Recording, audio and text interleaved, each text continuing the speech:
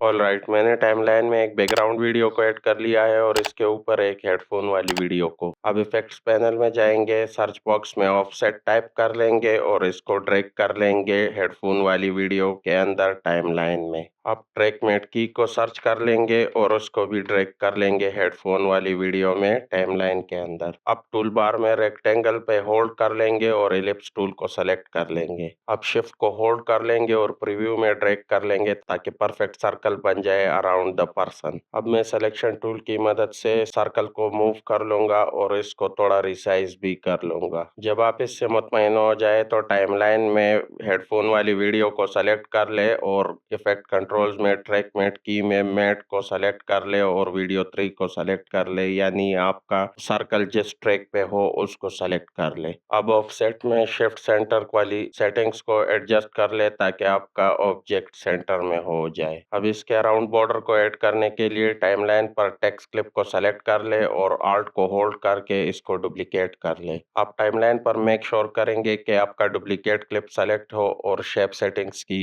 Arrow को click करके इसकी सेटिंग्स को एक्सपेंड कर लेंगे। इसके फिल को ऑफ कर ले और स्ट्रोक को ऑन कर ले। फाइनली इसको रिसाइज करने के लिए अपनी तमाम क्लिप्स को सेलेक्ट कर ले एक्सेप्ट बैकग्राउंड वीडियो। अब इनको राइट क्लिक कर ले और नेक्स्ट को सेलेक्ट कर ले।